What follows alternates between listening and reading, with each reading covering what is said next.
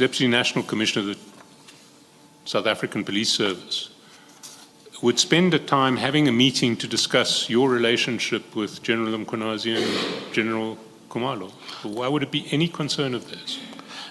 It was not my relationship. It was what General Mchunu said to the Chief of Staff.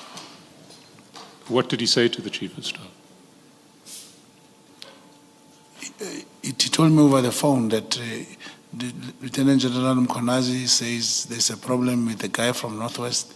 Mogotsi is the one who's creating problems for us. Something of that sort.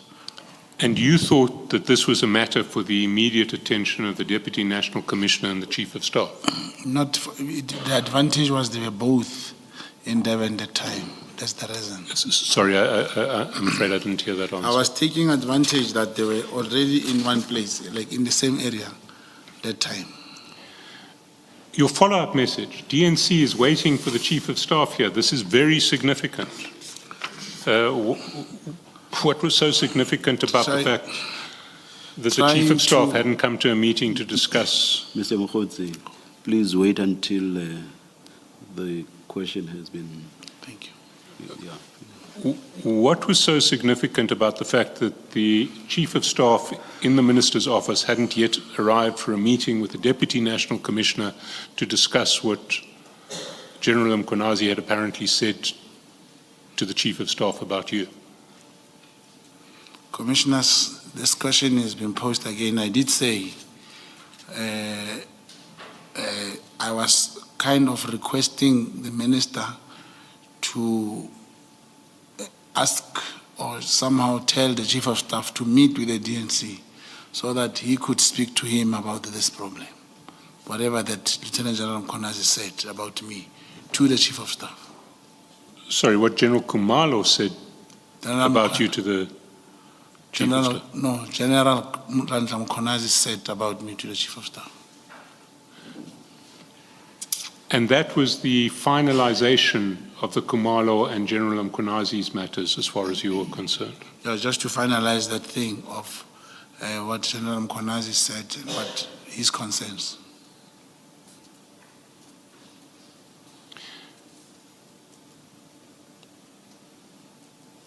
All you wanted apparently was finality in relation to learning what General Mchunu thought about you. Is that what you're saying? Not thought, what he told Chief of Staff about me. Why would that require a meeting with General Sabir? Chief of Staff knew what he told you. It's not that he wanted me. It was my suggestion that he should tell the DNC as soon as possible. And why would the DNC have any interest in what General Mchunu had told the Chief of Staff about his thoughts in relation to you? The DNC is a senior police officer. And what business is it of the DNC what General Mchunu tells the Chief of Staff of his views in relation to you? Why is this a top-level police matter? Like I said, it is what I suggested. You know, if you suggest something and you feel it is correct and you do it, then you are questioned why, and you still say, no, I thought it was the right thing to do. And that was the right thing to do. Do you think that it is a sensible use of the time of the Deputy National Commissioner and the Chief of Staff in the Minister's office for them to meet specifically to discuss what General Mchunu may have said to the Chief of Staff about you? It is. You know, I don't know how this can be explained thoroughly. Including General Mchunu himself, he did send a message to the Minister that they must have a meeting and I must be present. It was testified in the ad hoc committee. But now, when it's me requesting, you know, it becomes something else. General Mchunu did ask the Minister to call a meeting with the DNC and whoever, but the Minister did not do that meeting. But when it's me requesting just the 2 instead of 5, which General Mchunu requested, this becomes so questionable in many ways. There is a difference if you're talking about a provincial commissioner in one province asking for a meeting with the deputy national commissioner to sort out relations within the top-level leadership of the South African police force, that makes sense. With Brown Mogotsi present. With Brown Mogotsi present, if Brown Mogotsi is interfering with those relations. So I can't ask questions. Sorry, Commissioner. No, I almost asked that. So is it what General Mkonazi said to Senior Counsel Tsarelo? And why was that Kumalo's matter? Because he did, when Lieutenant General Mkonazi spoke to the Chief of Staff, he did mention General Kumalo. Did he mention General Khan? No, he did not tell me about General Khan. Chief of Staff didn't tell you about General No, he Khan? didn't tell me. You see, I want to put it to you that answer is self-evidently false, and that the Kumalo and Mkonazi's matters that you were referring to have to relate to something else. No, it's not true. It's not false. What I'm saying here is that they had to meet, and I was thinking if Chief of Staff explains to the DNC exactly how he had whatever that General Mkonazi was saying was going to bring a kind of closure to the thinking of General Mkonazi. You see, Mr. Mogotsi, you know what that meeting was about. The Commission can only draw its own inferences from what it sees in the evidence and any credible version that you put forward. Now, I'm going to put it to you that you haven't put forward any credible version, and so the Commission can only draw the most likely inference from what it sees in relation to all of these texts, which is that having regard to the timeline, having regard to the fact that you sent these messages to the Minister, that the charge of defeating the ends of justice in relation to the Khan inquiry. That's what the evidence points to. One sees it in the timeline, one sees it in your meeting with the source, where the three people who the source is encouraged to engage with are the Minister, the Chief of Staff, and General Sabia. One doesn't see any other plausible explanation for what you were referring to in relation to the General Kumalo matter and the General Mkonazi matter. So unless you can give us one, we have to leave it at this point and draw the inference from the actual evidence that we have. So what are you saying these matters were? It is obviously going to be what the Senior Counsel is saying, Commissioners. If inference will only be taken from what the Commission see at their disposal, being that they must believe, there is nothing I can do. You know, on my side, I've just tried to say, like Madam Commissioner said, I did not bring anything. I said I have people, names, contact numbers who can corroborate something here. The Commission has never said what Senior Counsel is saying now, that they will take the information from those people, or they will ever allow me to bring that evidence. Or who can we speak to corroborate your version that the meeting you were calling for here was to discuss what General Mkonazi had told the Chief of Staff in relation to you? Those are the only two people you can speak to, General Sabia and Chief of Staff. Particularly, Chief of Staff will tell you exactly that no, after General Mkonazi called me, he did speak about Mr. Brown Mogotsi in this way and this way, and Brown requested that we should have a meeting. When did you make this request? I cannot remember. We'll have to go through what it was. Obviously, there are dates here, but I cannot remember specifically the time. I'll have to check when was that. You see, what you say in this message, which was sent on the 26th of January, is that you were meeting with the Deputy National Commissioner and the Chief of Staff today, in other words, the 26th of January, in Durban, for finalization of the Kumalo and General Mkhunazi's matters. And so are you suggesting that you had arranged a meeting in Durban on the 26th of January for the Deputy National Commissioner and the Chief of Staff to get together with you to brief you on what General Mkhunazi had said about you, and in the process to mention what he may or may not have heard from General Kumalo? I was in Durban, the DNC was in Durban.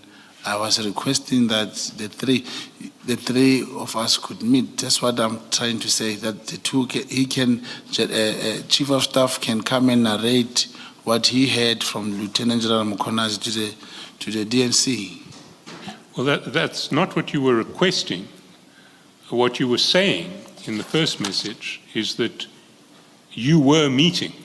You were going to meet with the DNC and the COS today. Not, please can I, it's also meeting with the DNC and COS today in Durban for finalization of this. So you're saying you had set up a meeting with them? I had requested a meeting to set. So you were hoping to meet as opposed to... And it never materialized, that meeting.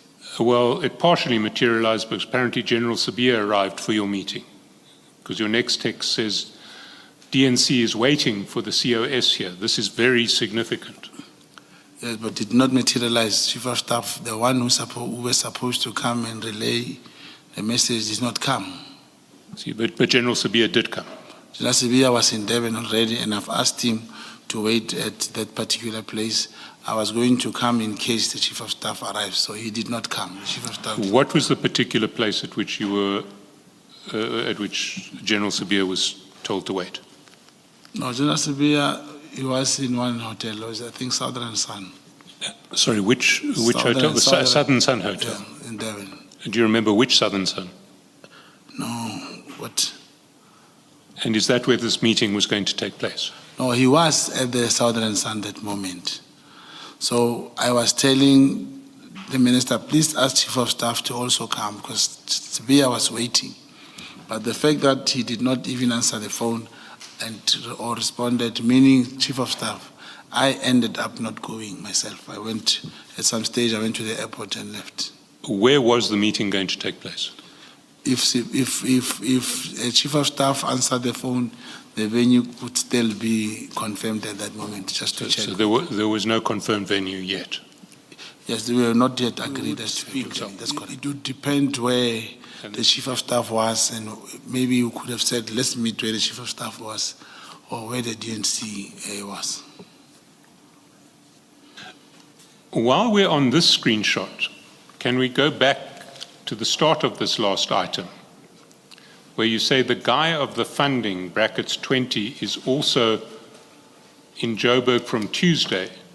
He is the one I said has a 3 billion contract with SAPS. Now, Mr. Matlala had been funding what he thought was the minister's campaign. Is that not correct? Mr. Matlala only funded the trip that went for the January 8th celebration. Yes, but he understood himself to be contributing to the minister's campaign. Is that not correct? No, it's not correct. I think it is. Yes. If we go to the relevant texts, you'll see, first of all, when you want money from him, you keep on saying, we are going to lose 2 regions. We need 12,500 for each of the regions. For the regions, that's correct. Yes. So what were the regions there to do? You see, in the organization, we'll always have comrades in different parts of the country whom we will always have a relationship with. Even in our region, when we need something, we'll call them. You can be called in Mpumalanga, someone saying, hey, we have a regional conference, or we have this, please assist us with transport and so forth. And I don't think, talking of this presidential ambitions and all these things, they have not started. It is premature for people to say Matlala was going to fund the campaign. It has not started. I haven't seen any political race so far. This is going to local elections, is preparing for that. I never saw the presidential thing coming.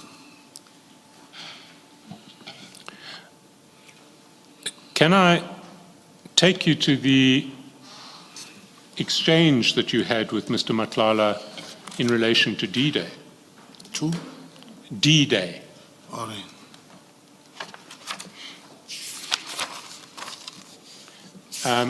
That's the 31st of December. Page? My section, it starts on, well, the relevant passage that I want to deal with is 59.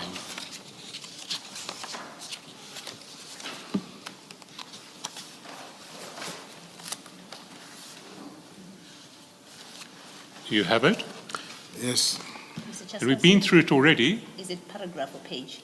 Page 59 of the annexure bundle. Today is D-Day on the other side. I also think you must stand back, you say to Mr. Matlala. He says, stand back, I don't understand what you mean. You say for your safety and business, we must just fight what comes your way. And then he says, this won't change my contribution towards the minister, though. I made a conscious decision and I'm not backing down. Whatever help the minister needs from my side, I'll be happy to assist. I just don't want to fight losing battles. What does that sound like to you? It doesn't sound like nothing. He was just saying he won't change his mind to contribute to the minister, and he has made that conscious decision, and he won't back down. Whatever help the minister needs from his side, he'll be happy to assist.